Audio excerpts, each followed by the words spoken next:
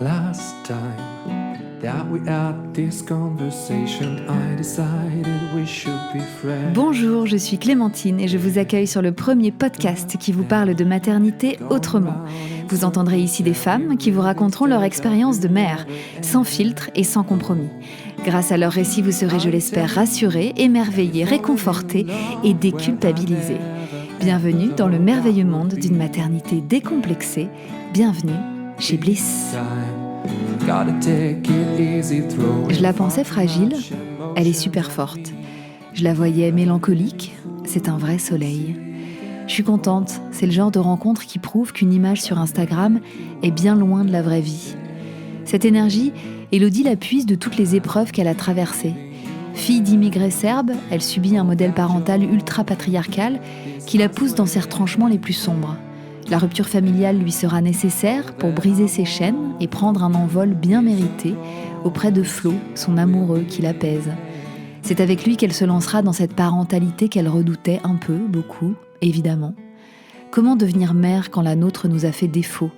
Quel modèle suivre quand son propre schéma familial nous laisse un goût amer dans la bouche ? Élodie découvrira qu'on ne naît pas mère, on le devient. Elle retissera à sa façon les liens maternels défaits grâce à 2 petits bouts de ficelle qu'elle aura fait grandir dans son ventre. Elle aurait pu flancher lorsqu'on lui demande de ne pas s'accrocher à sa 2e grossesse ou lorsqu'un RGO que personne ne diagnostique vient faire valser le bonheur familial. Et surtout lorsqu'en plein confinement, elle perd pied, seule. Elle aurait pu se laisser engloutir par la vague géante du burn-out maternel qui la submergeait. Mais non, Élodie est là, debout, encore un peu mouillée par cette tempête. Mais ces 2 merveilles dans les bras, elle nous sourit. Alors je vous laisse en sa compagnie. Ne vous étonnez pas si vous riez en même temps que votre gorge se serre. C'est normal, c'est l'effet Élodie. Yeah, I want you. Bonjour Élodie. Bonjour Clémentine. J'ai du mal à croire que tu es en face de moi aujourd'hui. Moi aussi, après 3 ans, enfin. Tu te rends compte, depuis 3 ans on se parle. Depuis 2 ans, je te dis que j'aimerais beaucoup que tu viennes à mon micro. Et ça fait 2 ans que j'ai peur. Voilà. J'ai peur. Et enfin, tu vois, je me suis sentie prête. Mais je te l'avais dit. Tu me l'avais dit. Et il t'a fallu un peu de temps pour mûrir tout ça. Donc, je suis très heureuse que tu sois là aujourd'hui. Mais écoute, moi, je suis Élodie. très honorée d'être là en ta compagnie ce matin. Et surtout d'être aux côtés, quelque part aussi virtuellement, de toutes ces femmes qui au parcours extraordinaire. Ton histoire va s'ajouter aux leurs. Alors, commençons par une petite présentation. Donc, tu vas me donner ton nom, ton prénom, ton âge, d'où tu viens, ce que tu fais dans la vie et de qui est composée ta famille, s'il te plaît. Alors, je m'appelle Élodie Bobosevic, j'ai 31 ans, j'habite à Paris avec mon chéri Florian, avec lequel je suis depuis presque 10 ans, donc ça va faire 10 ans dans une semaine. Et ensemble, nous avons eu 2 filles, donc Chiara, notre aînée, qui a 4 ans et demi, et la petite dernière, Maya, qui a 7 mois. Et dans la vie, je suis chargée de communication dans une école d'art graphique et de design à Paris également. Et à côté de ça, j'écris donc sur mon compte Instagram depuis 4 ans maintenant, qui s'appelle Élodie Yelena. D'accord. Bah déjà, toi, est-ce que tu peux me raconter un peu quel est ton rapport à la maternité ? Je crois que ta maman t'a eu très jeune. Ouais, elle m'a eu à 17 ans. Ah oui, c'est ça, à 17 ans. À 17 ans. Et c'est vrai que par rapport à cette génération-là, et de ma propre culture, parce que moi je suis d'origine serbe, c'est pas quelque chose, si tu veux, qui était dans les habitudes de faire un enfant à 17 ans, pas marié, etc. Ouais. Donc, du coup, cette grossesse est arrivée dans quel contexte ? Elle était en couple ou c'était comme ça un amour de jeunesse ? Oui, c'était un amour de jeunesse, mais qui aujourd'hui dure toujours. Ah, donc oui. c'était le bon, si je puis dire. Est-ce que justement, tes rapports avec ta mère ont construit une envie ou au contraire un rejet justement de faire un enfant trop tôt, peut-être ? J'en sais rien. Écoute, j'ai pas eu forcément de très très bonnes relations avec ma mère, du fait qu'elle m'ait eu très jeune. J'ai pas forcément eu envie de faire moi-même un enfant, parce que c'est une question qui revient souvent. Ah bah du coup ta maman t'a eu très jeune, est-ce que toi aussi oui. t'as eu cette envie-là ? Il y a l'aspect que l'on s'imagine, c'est ta copine, etc. Non, ça n'a pas du tout été évident. On n'a pas beaucoup d'années d'écart, etc. Et moi, j'ai eu, c'est vrai, une période très, très, très difficile à l'adolescence. notamment où je devais justement me construire moi-même en tant que femme, etc. Et c'est là que mes relations avec mes parents se sont très fortement dégradées. J'ai fait un rejet total. C'est un peu, tu vois, une éducation binaire. C'est vrai que... C'est-à-dire un schéma assez patriarcal, avec le père qui travaille, la mère à la maison, la mère au service de son mari. Complètement dévouée à son mari. Complètement dévouée. Et c'est véritablement quand j'ai compris que je ne voulais pas, moi, de cette vie-là, je ne me reconnaissais pas dans cette vie où je suis obéissante et je suis douce et je suis toujours la meilleure. Je voulais faire des bêtises, je voulais limite les provoquer, tu vois. Oui. Donc là, beaucoup de violence en moi, beaucoup de haine, beaucoup de rage. J'en suis arrivée à ne plus aimer ma vie, quoi. Plus aimer ma vie, et je le disais ouvertement, je veux mourir. Je veux mourir, je savais pas à quoi je servais, en fait, si ce n'est à être la poupée, si tu veux, de mes parents, à faire plaisir tout le temps, tu vois. Voilà, il y a eu des tentatives de suicide qui ont eu lieu, donc 2, qui ont eu lieu durant cette période-là. Tu t'es fait aider psychologiquement, t'as vu? Oui, j'ai été, j'ai une super psy. C'était à quel âge, ça? Véritablement, ça a commencé à se fissurer. Je disais à 14-15 ans. 14-15 ans, ouais. Dis donc, pas facile de devenir une femme dans un contexte familial aussi lourd, aussi empreint effectivement de toute cette culture que tu portais sur tes petites épaules. Et alors un jour, donc, tu rencontres Flo, toute jeune, donc t'as quoi, 21 ans? J'ai 20 ans, 21 ans. Okay. Voilà, on se rencontre. Est-ce que assez vite, tu as su que ce serait l'homme de ta vie ou pas? Oui. Ouais. D'accord. Je l'ai très très vite su. Et alors quand tu rencontres Flo, tes rapports avec ta maman sont à quel niveau là? C'est en déclin total. C'est toujours la rupture. Oui. Et Flo a été la bonne personne. Donc, il a su, avec son calme, cette force tranquille, réceptionner tout ça. Effectivement, ça n'a pas dû être évident. C'est ça. Bon, tant mieux. Ouais. Donc, très vite, tu te dis, c'est l'homme de ma vie. Est-ce que très vite, tu te dis, ce sera le père de mes enfants? Est-ce que tu avais envie d'enfants? Oui. C'est vrai que je me suis toujours vue, tu vois, avec des enfants. Peut-être pour la mauvaise raison. C'est quoi la mauvaise raison? J'ai voulu des enfants, je pense, pour me dire, je ne serai pas la mère que ma mère a été pour moi. Je ne serai pas... Mon mari ou mon compagnon ne sera pas le père que j'ai eu, tu vois. Et je savais exactement ce que je ne voulais pas pour mes enfants. Quand est-ce que vous avez commencé à en parler, tous les deux, avec Flo? Alors, assez tard. Je pense que ça faisait 6 ans qu'on était ensemble. Donc, nous, on habitait dans un studio. Qui en parle en premier? C'est toi? On en parlait, mais le quand n'arrivait jamais. D'accord. Voilà. C'est-à-dire qu'on avait le prénom avant de savoir quand est-ce on allait se lancer. D'accord, ok. Mais il y avait une envie commune? Il y avait une envie commune. D'accord. Mais c'est vrai qu'on habitait dans un studio.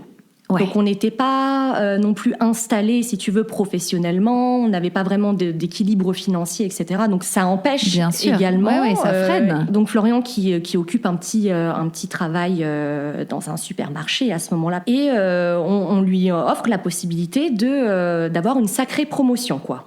Donc, qui dit promotion dit meilleur salaire, on va pouvoir déménager, génial, voilà, super heureux, quoi. Et donc, éventuellement, faire ce premier enfant. Exactement. Ouais. La première chose à laquelle on pense, c'est faire un bébé. Mais on n'a rien, tu vois. La promotion n'est pas signée, il n'y a rien.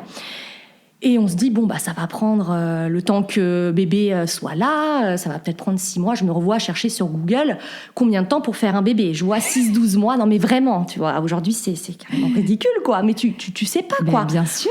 Et donc, je me dis, 6-12 mois, ça va, on a le temps, quoi. Ouais. Et donc, on se lance pour faire un soir dans la cuisine, et on dit, je suis prêt. Alors, c'est-à-dire, prêt à quoi? Faire un bébé. Donc, ok, écoute, faisons un bébé, tu vois. Moi, j'étais là, youpi, enfin, tu vois. Donc, faisons un bébé. Ça, t'as pas besoin de chercher sur Google comment faire, hein? Non, ça, je pense qu'on a su 2 fois, on a très bien su. comment faire des filles notamment. Ouais. Mais donc on se dit, bah voilà, génial, l'année prochaine on a déménagé, cool quoi. Ouais. Sauf que malheureusement, tu t'imagines bien que ça ne pouvait pas être aussi facile que ça, n'est-ce pas? Donc cette promotion n'arrive jamais, il se fait arnaquer du coup, donc il signe une rupture conventionnelle et là je suis enceinte. D'accord. Donc là, on se retrouve avec moi enceinte, lui au chômage, dans un studio, et on se dit comment on va faire quoi. Oui, tous vos projets d'agrandissement et donc de vie un peu plus confortable pour accueillir cet enfant s'anéantissent complètement. S'anéantissent. Oh là là. Et alors, est-ce que vous arrivez à vous réjouir quand même de cette nouvelle ? Oui. C'est quand même une bonne nouvelle. C'est quand même une super... Après, je t'avoue que lorsque j'ai eu ce test entre les mains, je me suis pas réjouie. Le premier truc que j'ai dit, c'est « Oh merde !» Ah oui. Et comment tu l'annonces à ta maman, cette grossesse ? Alors, très, très naturellement. Elle était contente pour vous ? Elle était très contente. Ouais. Très contente. Bon, je pense aussi fière de moi. Ouais. Et moi, je me souviens que j'ai eu beaucoup de mal après, lorsque Chiara, même enceinte, si tu veux, même après quand Chiara est née, mais enceinte, à ce qu'ils me voient enceinte. C'est-à-dire qu'ils avaient tellement le contrôle, tu vois, de ma vie, etc., de mes comportements, de mes choix, de mes décisions, que lorsqu'ils me voyaient enceinte, j'avais beaucoup de mal à me sentir légitime en tant que moi, future maman. Tu vois, c'est vraiment quelque chose qui m'a beaucoup... j'osais pas trop toucher mon vent devant eux. J'avais toujours l'impression... Comme j'ai toujours été infantilisée. Bah oui, il fallait passer du statut de petite fille, enfin de fille à femme, quoi. C'est ça. Et t'avais du mal à l'assumer, J'avais du mal à l'assumer. Vu vos rapports, c'est pas très étonnant. J'avais beaucoup de mal à l'assumer, mais surtout par rapport à... Il y a beaucoup de souvenirs, tu vois, de paroles blessantes qui me sont revenues. Lorsque je me disputais avec ma mère, et que c'est vrai que j'étais très, très dure. Hein. Moi, j'ai très mal aimé ma maman, et je l'ai vraiment mal traitée également. Et je me souviens de cette phrase, tu vois, après une énième crise et très, très violente pour le coup ce jour-là, où elle m'a dit, tu sais quoi, j'espère qu'un jour tu auras une fille et qu'elle te fera subir ce que tu me fais subir. Et là, tu te dis, ok, je veux pas de fille en fait. Je veux pas de fille. Donc lorsque j'ai appris que Chiara était une fille, ça a été alors un vrai coup dur pour moi, quoi. Ah oui. Ouais. Oui, toi tu aurais préféré un petit garçon. Oui. Tu t'imaginais que ce serait beaucoup plus facile. Oui. Mais c'est-à-dire que il m'a fallu, je pense, 3 semaines pour intégrer que je portais une fille. Je savais véritablement pas ce que j'allais pouvoir apporter déjà à un enfant, mais encore plus à une petite fille, quoi. Ouais. Il fallait tout reprendre à zéro, en fait, et te faire ta propre histoire de maternité. Il a fallu revoir, en fait, pour tout reprendre à la base, même si, comme tu le dis, t'avais pas le mode d'emploi, quoi. Non. T'avais pas de modèle. Non. Comment ça se passe ensuite ? Mais ça se passe super bien. Ça se passe... Tout s'est embelli, en fait. Alors, les gens qui me connaissent, qui connaissent un peu ma vie, disent toujours, mais toi, Élodie, c'est incroyable, c'est soit tout, soit rien, quoi. Oui, c'est ça. Une grossesse de rêve, un accouchement, long, tu vois, 25 heures, mais pas douloureux. Tout se passe très bien. Un accouchement voix basse. Voix basse. Ouais, ok. Voix basse. Et alors, raconte-nous le moment où tu as rencontré cette petite fille, toi qui avais si peur de devenir la maman d'une fille. Comment s'est tissé votre lien à toutes les deux ? Est-ce que tu as ressenti un coup de foudre immédiat ?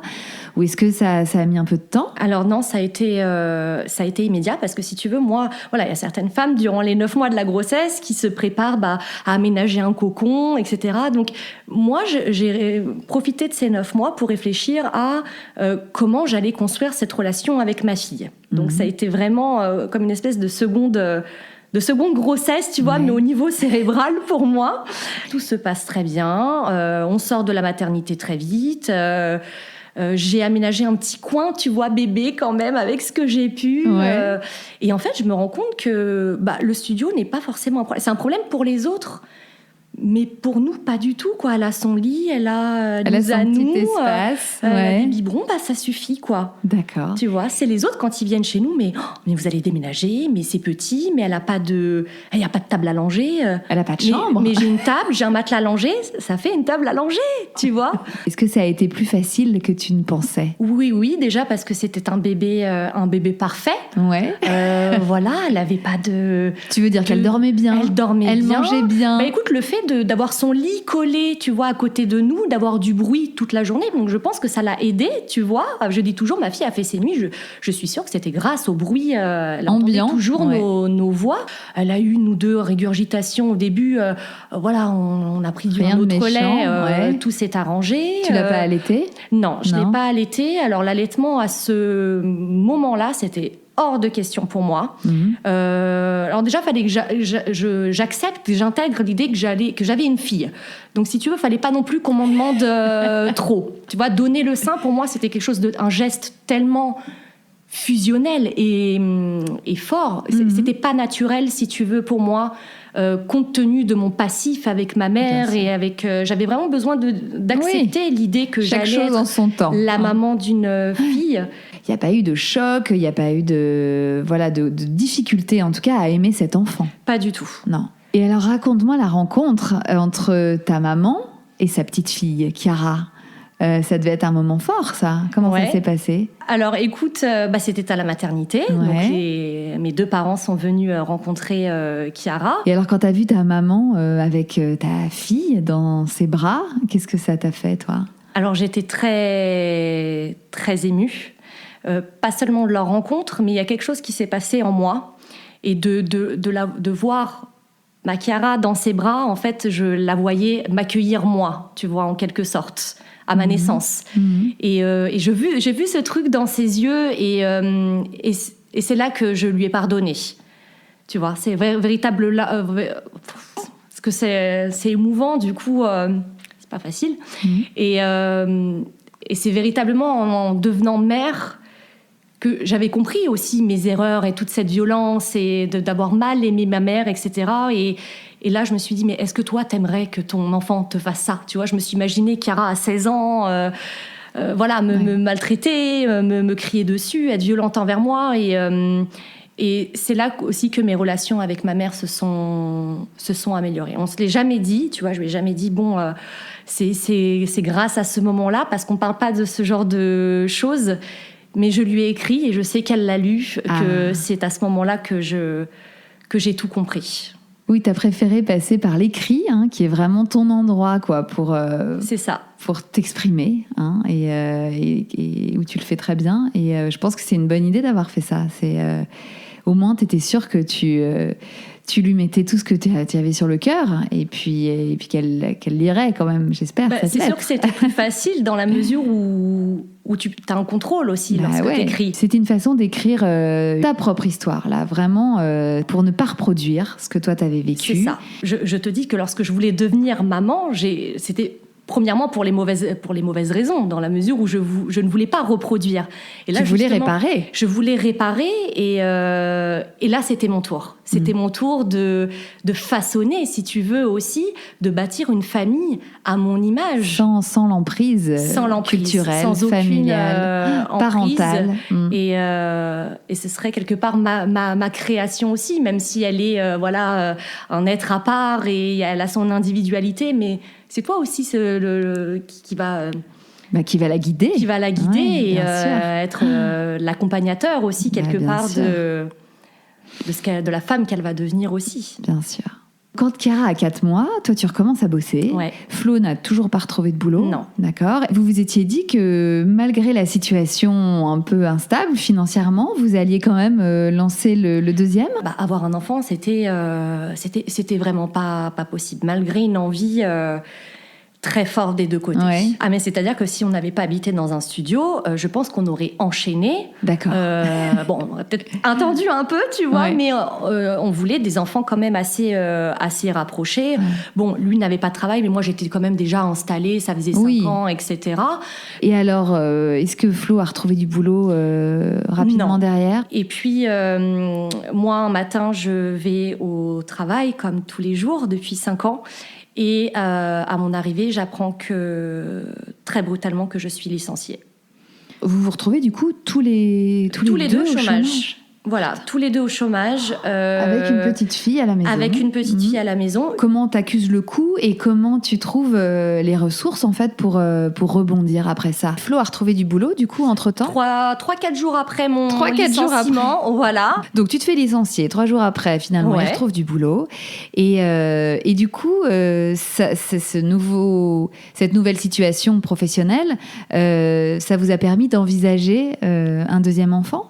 Alors, pas tout de suite, parce que je savais qu'il fallait qu'on déménage. Ouais. Il fallait qu'on déménage, voilà, un studio avec un enfant. Bon, c'est possible, mais 2, ça serait pas possible. Ça serait pas possible. Donc, priorité, déménagement. Voilà, déménagement. Ouais. Bon, lui vient de commencer à travailler, mais moi, je suis au chômage. Donc, on savait, si tu veux, que cette envie de déménager allait prendre davantage de temps. Oui, donc vous avez vraiment été freiné par l'aspect matériel. Et ça a été très difficile. Très difficile, notamment pour moi, parce que j'en avais vraiment très, très, très envie. Et c'est vrai que tu vois, tes amis avoir un deuxième enfant, plus stable que toi. Il y a un sentiment aussi d'injustice, tu vois, qui commence à naître en moi à ce moment-là. Les filles avec lesquelles on se suivait sur Instagram à l'époque de Chiara ont déjà leur deuxième, voire leur troisième enfant. Et tu te dis, mais moi, parce que tu sais que tu peux physiquement tu as cette chance-là de pouvoir, que ça ne prendrait pas 6 ou 12 mois, comme j'avais dit sur Google, mais plutôt 1. Bon, tu te dis, je peux, mais je n'ai pas d'endroit pour accueillir ce deuxième enfant. Ce n'est clairement pas possible. Et cette frustration a été vraiment énorme et très difficile à gérer pour moi. Et j'imagine. Il a fallu être patiente plus que. Il y a eu une phase de raison. Je voulais limite. Je me suis dit, je vais lui faire un enfant dans le dos, quoi. Tu vois. Donc, on a accepté une. Je vois pas pourquoi. Oui. 2. On trouvera des solutions. Voilà, on trouvera des solutions jusqu'à ce que je sois un peu plus raisonnée. Mais Et alors, tu retrouves un boulot rapidement derrière? Je tombe sur cette annonce un matin à 10 minutes de chez moi, chargée de communication. Je me dis non, mais c'est trop beau. Mais je postule. Du coup, je suis prise à ce travail qui s'avérera être le meilleur emploi que je n'ai jamais eu. Tu vois, ça s'appelle un mal pour un bien. Exactement. Voilà. Exactement. Donc là, vous avez tous les deux du boulot et ça vous permet donc d'envisager le déménagement. Alors, voilà, de déménager. Okay. Donc on quitte le 12 mars, on emménage dans notre appartement qui a 2 chambres. Alors c'est-à-dire que le salon, notre salon actuel fait la taille de la pièce dans laquelle on vivait à 3. Donc si tu veux, moi, la folie des grandeurs, donc j'achète tout en grand tapis, grand lit, j'ai pas la notion des mesures, si tu veux. Donc il y a une chambre donc qui sera la chambre de Chiara. Voilà, donc on a 2 chambres, etc. Donc très heureux. Donc on emménage le 12 mars. Chiara a 4 ans. Le 24 avril, on fait notre première fête d'anniversaire dans cet appartement le 28 avril avec toute la famille.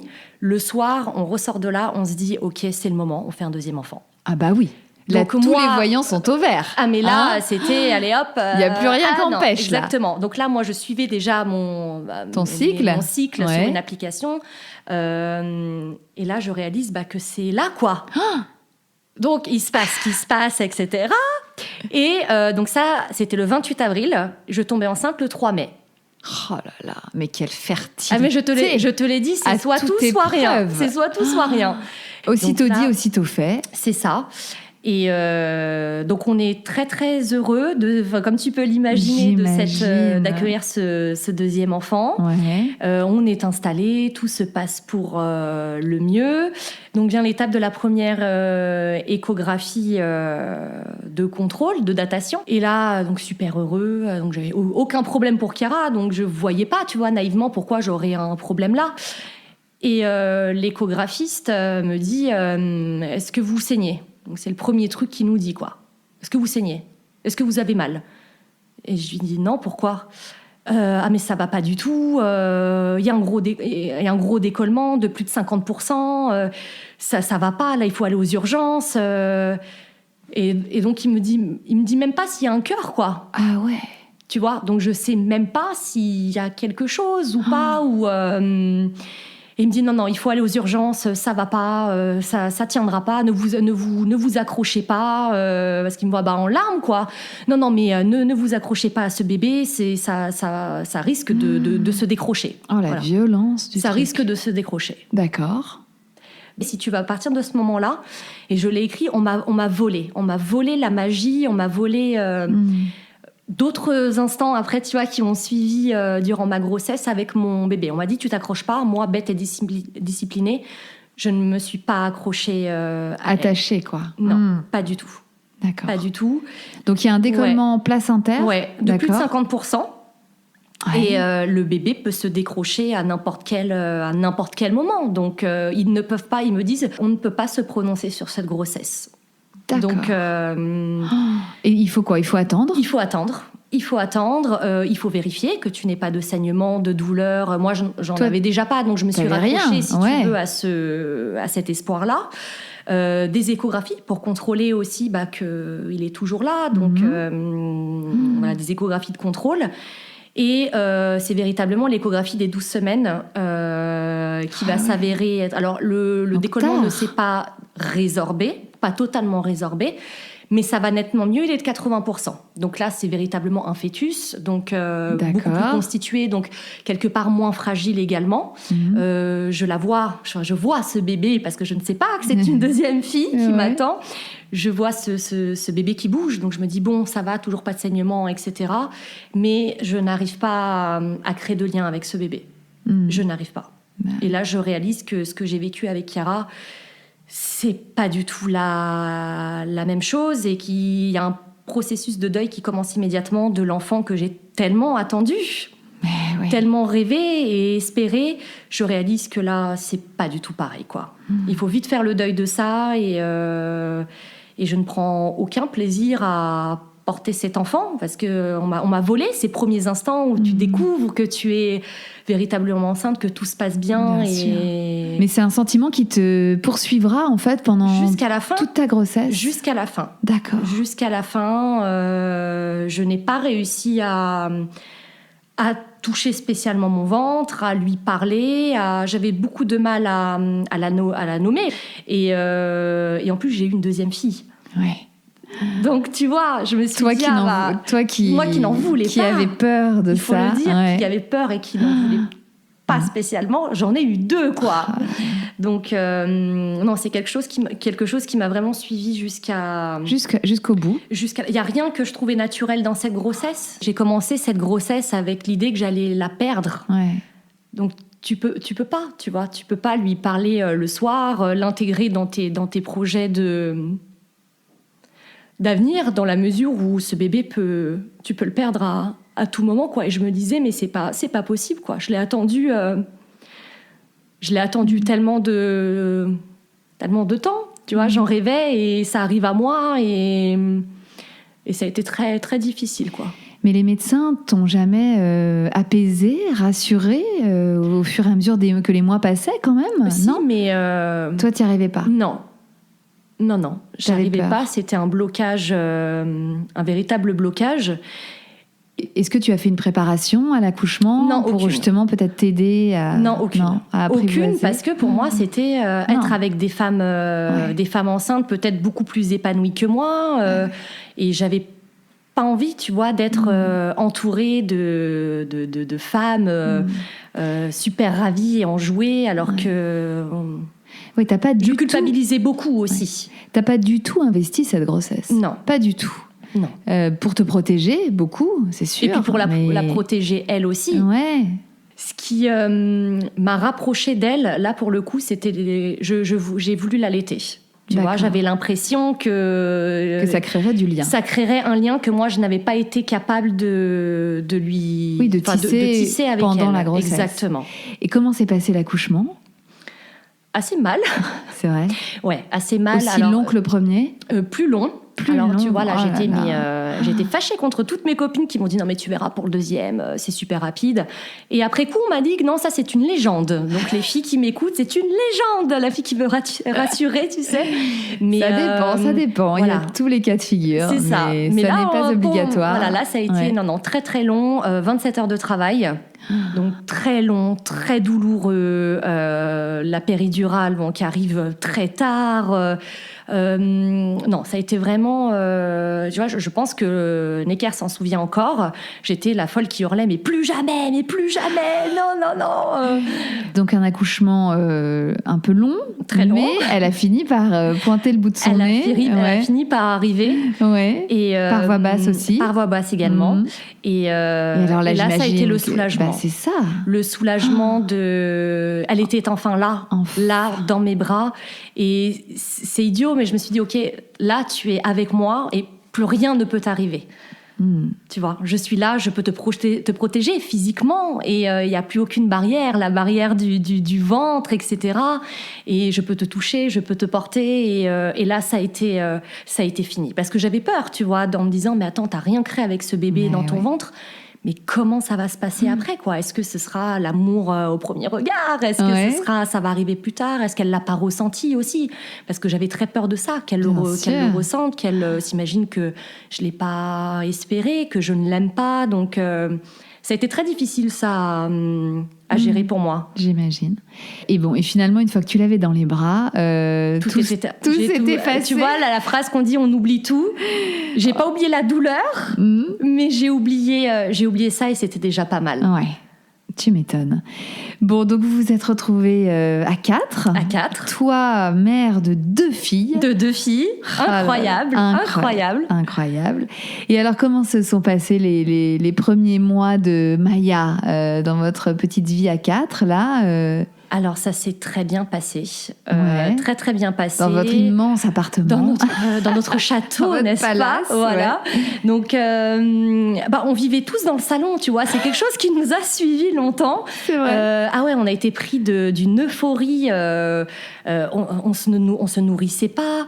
On buvait pas, mais parce qu'on était tellement fiers, tu vois, d'avoir une famille de 4, d'être une petite tribu, qu'on vivait vraiment là pour le coup d'amour et d'eau fraîche, quoi. Donc non, ça s'est très bien passé. Chiara, super fière d'être grande sœur, toute émue et toute émerveillée face à ce petit truc, tu vois, qu'il fallait intégrer aussi dans nos habitudes et dans notre quotidien. Ton allaitement se passe bien ou pas? Alors, mon allaitement s'est arrêté au bout de 24 heures. D'accord. L'allaitement s'arrête parce que la fatigue... Est-ce que je réalise que je me suis pas assez documentée? Alors oui, j'ai pris conseil chez 2 ou 3 copines, etc. J'ai regardé un peu des vidéos sur YouTube pour voir les positions, etc. Et je réalise que j'étais pas spécialement prête à allaiter, mais j'en avais envie. Mais non, beaucoup de douleurs. Et en fait, j'ai réalisé la charge de travail ça représentait. Et c'est vrai que vulnérable comme j'étais à ce moment-là, après 27 heures, tu vois, à souffrir, j'ai paniqué. Alors ça s'est très bien passé. Puis là, malheureusement, j'ai eu le malheur de tomber sur une sage-femme qui m'a un peu envoyé paître parce que mes copines m'ont toujours dit, si tu sais pas la position, t'appelles et on va t'aider. Donc ça s'est très bien passé les premières heures. Et durant la nuit, j'appelle donc une sage-femme pour lui dire, je comprends pas, elle arrête pas de pleurer. Et elle arrive et elle me dit, non mais vous l'avez nourri cet enfant. Il faut la nourrir. Et moi, tellement interloquée, si tu veux, de sa façon de me parler. Et moi, tu vois, les seins nus, vraiment, c'était pathétique, quoi. Et je lui dis, j'aimerais bien que vous me montriez, mais j'avais honte de demander. Et elle me dit, non, mais je vais pas vous montrer comment faire, faut la nourrir et c'est tout. Et elle se barre. Oh là là. Et donc j'avais ma meilleure pote qui était à côté de moi, qui avait passé la nuit avec moi, et c'était ridicule parce que tu sais, elle me mettait des cotons, j'avais la poitrine à l'air, plus de pudeur, plus rien, tu vois, elle était là, la pauvre, sans enfant, tu sais, à me mettre les petits cotons sur les seins et tout, et choquée de la réaction. J'étais très contente qu'il y ait eu une témoin, tu vois, parce que je suis sûre qu'encore une fois, si tu le racontes, on te dit non mais c'est pas possible. Et elle était D'accord, donc il y a toujours du personnel qui répond des choses comme ça aujourd'hui, en 2020. Et plus qu'on ne le croit. Moi, j'avais écrit un article sur Instagram par rapport à ça, et j'ai eu énormément de messages sur des violences Sur des violences gynécologiques. Donc non, il y a beaucoup de cas. Ouais, ça existe toujours. Et quand c'est pas gynécologique, ça peut être tout simplement verbal. Bien sûr. En postpartum. La preuve. Ouais. Et c'est tout aussi violent. Alors c'est pas la même douleur, mais ça peut en tout cas avoir de très lourdes conséquences. Et puis stopper net un allaitement alors que il y avait une maman très motivée. C'est ça. Voilà. C'est exactement ce qui. Et ça, c'est quand même passé pour moi. C'est quand même très rageant. Ouais. Et ça n'a pas entaché ce lien d'attachement que tu as réussi à créer avec Maya. Non, pas du tout. Donc, alors pour Maya, tout se passe bien jusqu'à ses 1 mois et demi. Et là, les prises de très fortes coliques, ce que l'on pensait être des coliques, elle souffre beaucoup, elle se tord beaucoup. On sent qu'il y a quelque chose qui ne va pas. Elle régurgite un peu. Donc on se dit, Chiara a régurgité une fois, ça doit être le lait qui est trop liquide. Donc on passe naturellement, en plus trop fière, tu vois, d'avoir tout de suite la solution. On passe au lait à air en pensant épaissi, voilà, en se disant bon, ça va aller mieux. Ça ne va pas mieux. Vous changez d'eau, vous changez de... les biberons, donc je te raconte pas, chez moi c'est un magasin de puériculture, tu vois, je pourrais ouvrir une boutique. Ah non, mais on change tout, quoi. Ah ouais. Alors je te la fais courte, en tout, on a changé 8 fois de lait. D'accord. Plus elle grandissait, si tu veux, et plus les régurgitations devenaient importantes. La position couchée, c'était impossible. Et c'est-à-dire que je les portais toute la journée. De 5 heures jusqu'à le soir, c'est un bébé qui ne dormait pas. Oh là là. Mais quand je te dis qu'il ne même en écharpe, même sur toi. Elle ne dormait pas. Non, elle ne dormait pas. Elle ne dormait parce pas. Parce que trop gênée par... 15 minutes, trop gênée. C'était des régurgitations à longueur de journée. C'était des douleurs épouvantables. Et en fait... Tu voyais qu'elle avait mal. Je voyais qu'elle avait mal. Dans sa façon, tu vois, de se tordre, d'être toute rouge, quoi. Et puis c'est quelque chose... et puis... Confinement, donc oui, tout ça totale. Se passe pendant le confinement. Donc j'ai Chiara avec moi, dont il faut s'occuper également. Donc il y a l'école à faire à la maison. Donc attends, on était en confinement. Ton mec continuait à bosser parce que lui, il était obligé. Voilà. Donc toi, tu t'es retrouvée toute seule avec Chiara qui avait donc 4 ans et Maya, toute bébé, à gérer les deux à la maison. C'est ça, à gérer les deux. Avec confinement oblige, personne qui mais bien peut sûr, venir. Aucune aide. Tu ne peux appeler personne. C'est-à-dire qu'il faut imaginer un bébé te hurler dans les oreilles que tu vas porter, que tu ne peux pas poser, avec Chiara qui est maman, tu vois, dont il faut aussi s'occuper. Et ça, tous les jours, de 5h à 18h30. Et ça a été le début de l'enfer pour moi. Donc c'était très dur de vraiment dire que non, mon enfant n'a pas que des régurgitations, que je souffre moi-même, que c'est difficile pour moi, etc. Et que je pense que là, je suis en train de faire un burn-out maternel, quoi. Ouais. Tu dirais que c'est ce qui s'est passé ? Ouais, c'est ce qui s'est passé. Ouais. C'est ce qui s'est passé très clairement. Moi, il y a plein de fois, j'ai appelé Florian, je lui ai dit, écoute, t'as 30 minutes pour arriver. Moi, je vais claquer la porte et je vais me barrer, quoi. Ah ouais. T'en pouvais plus? Non, j'en pouvais plus. En fait, chaque soir, je me couchais angoissée à l'idée de me réveiller le lendemain parce que je savais ce qui m'attendait.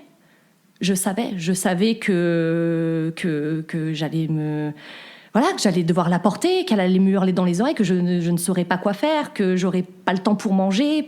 Ça a eu des conséquences désastreuses sur ma santé physique. J'ai perdu énormément de poids. Sur ma santé mentale aussi, et sur la relation avec mes enfants, avec Chiara aussi, qui voyait sa maman toute la journée porter sa petite sœur. Donc l'acte était fort, tu vois. Et j'ai été obligée de lui dire à un moment, tu sais, maman, je ne porte pas Maya parce que j'en ai spécialement envie. Oui, c'est pas par plaisir. C'est pas par plaisir.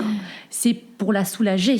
Donc ça a été très difficile. On n'imagine pas, en fait, quand on parle de RGO, à quel point, effectivement, ça peut être source d'isolement, en fait, parce que tu ne sais pas quoi faire de ton bébé. C'est ça. Enfin, voilà, ça rend des parents complètement désemparés pendant de longs mois. Parce que cette période de flou, là, et de grosses galères, ça a duré combien de temps ? Ça a duré 5 mois. Ça a duré 5 mois, en sachant qu'à 3 mois, on n'en pouvait plus. Donc on a dit à la pédiatre, écoutez, là c'est pas normal, quoi. Vous nous dites ça va passer. On a changé de lait. Il y a un truc qui va pas. Donc on lui dit, pour nous c'est ça, quoi. On est vraiment arrivé avec ça. Et en effet, ça correspondait tout à fait. Pendant 5 mois, en fait, personne ne prononce jamais le mot RGO. Non. C'est les initiales de quoi ? reflux gastro-œsophagien. C'est ça. Une fois qu'un diagnostic de RGO est posé, qu'est-ce qu'on en fait de cette nouvelle? Alors, déjà, il y a des médicaments. On se documente. Il y a un médicament qui s'appelle Inixium qu'on a commencé à lui donner. Et en effet, Maya a commencé à manger. Solide. Oui. Bon, donc la diversification vous a sauvé. Ouais. Oui, donc finalement, ce qui est fou, c'est qu'en fait, ce bébé à qui tu as eu du mal à t'attacher in utero, même après, votre démarrage a été vraiment compliqué. C'est une histoire d'amour qui a très mal commencé. Oui. Et là, je me suis dit, non, c'est pas possible. T'as déjà vécu ça, t'as déjà failli la perdre. Et là, tu repars encore sur un autre combat, mais quand est-ce que ça s'arrangera? Quand est-ce que je vais pouvoir enfin, me sentir véritablement la maman de Maya et construire véritablement un lien avec elle? Et alors, ce moment est-il arrivé? Écoute, oui, il est arrivé tout doucement. C'était pas totalement naturel. Encore aujourd'hui, il y a des moments difficile. Le RGO n'est pas terminé. J'ai mon couple aussi, je dirais pas à sauver, mais qui en a pâti. J'imagine de tout ça, parce que énormément. Vous avez eu un confinement éprouvant, plus qu'éprouvant, effectivement. Ouais. Et non, j'ai eu l'impression par moment d'avoir fait cet enfant toute seule, d'être seule, et on a failli, nous se séparer. C'est-à-dire qu'un soir, j'ai pété un câble et je lui ai dit, on va passer devant le juge, c'est pas possible. T'étais jamais là. Et puis, il comprenait pas ce que moi je vivais, quoi. Tu peux pas comprendre l'enfer du RGO. Il rentrait le soir, il s'en occupait 30 minutes. Et il rentre et te demande, mais ça va? Non, en fait, ça va pas, tu vois. Ça va pas et... Non, mais effectivement, tant qu'on ne l'a pas vécu et quand t'es pas le parent qui porte l'enfant toute la journée, tu peux pas te rendre compte. Et même ma propre mère, tu vois, quand je lui en parlais, quand je me plaignais au téléphone, elle me dit non, mais n'exagère pas et tout. Et j'ai passé une semaine avec elle. Elle a vu Maya et elle m'a dit d'elle-même, écoute, Élodie, je suis vraiment désolée parce que je pensais que t'exagérais, mais là, je sais pas comment tu fais. Je sais pas comment tu fais. Et quand elle m'a dit ça, je me suis dit, je suis pas si nulle que ça en mère, tu vois. Donc aujourd'hui, Maya a quel âge exactement? Alors Maya a 7 mois et demi. À 7 mois et demi. Donc tout ça est encore très frais. Très frais. Voilà. Oui. On est sur un fil. Là, c'est une nouvelle vie qui va démarrer. Ouais. Et bravo d'avoir surmonté tout ça. Bon, la fois, bravo, t'avais pas le choix, mais à t'entendre là, on mesure effectivement l'isolement, la souffrance, les difficultés que c'est au quotidien que ce RGO. Qui plus est en confinement, c'est ça. Qui plus est avec une petite fille de 4 ans qui réclame beaucoup d'attention. C'est ça. Donc écoute, je pense que je vais te remettre une médaille. Un trophée, une petite médaille du mérite. En tout cas, merci d'avoir accepté de raconter toute cette histoire tellement riche et tellement passionnante et pleine de méandres qui font de toi la femme et la mère que tu es aujourd'hui. Tu peux être fière de toi, Élodie. Hein? Merci à toi de mettre en lumière ces parcours de femmes. C'est vrai que on s'intéresse surtout aux bébés ou tu vois de la mère que l'on est, mais merci à toi de donner la chance à toutes ces femmes de raconter leur parcours également, parce qu'on n'est pas mère finalement, et ça et tu es la seule à l'avoir fait pour moi en tout cas avec ce rendez-vous, et je te remercie. On est toutes les deux à pleurer, mais je t'en prie. Remercie sincèrement. C'est un bonheur de t'entendre dire ça, évidemment, et je suis heureuse si toutes ces histoires de femmes t'ont accompagnée, toi aussi, pendant tous ces mois de maternité, et puis qui continueront à t'accompagner pour la suite. En tout cas, je te souhaite tout le bonheur du monde, de reprendre du souffle, parce que là, t'as été un peu essoufflée par la vie, mais je te sens pleine d'énergie et avec ton sourire là et toute ta lumière. Merci beaucoup, Élodie. Merci à toi. Et à bientôt. À bientôt. Ciao. Giving you everything, all that joy can bring. This I swear. Voilà, c'est la fin de cet épisode qui, je l'espère, vous aura plu et vous aura fait découvrir Élodie la mystérieuse, Élodie qui nous transporte par ses écrits et dont je suis très heureuse d'avoir découvert la voix. Je sais qu'une semaine c'est long, alors on se retrouve ici lundi prochain pour un nouvel épisode, mais avant ça, vous pourrez remplir votre réservoir de Bliss sur YouTube avec une nouvelle vidéo jeudi prochain. J'en profite d'ailleurs pour vous remercier de l'accueil que vous avez réservé à la chaîne de Bliss Stories et j'ai hâte de vous faire découvrir la suite. Je vous embrasse, prenez soin de vous et puis bien sûr, long live the bliss. Make you understand.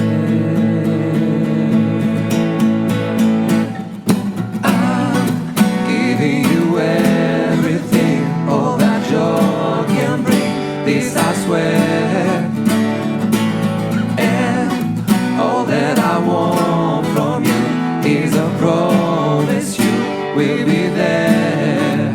We'll be there, giving you everything, all that joy can bring. This I swear, yes I swear, all that I want.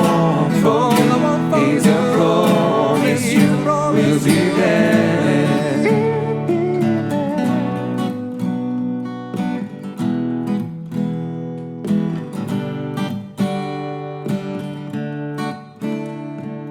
And all that I want from you is a promise you will be there.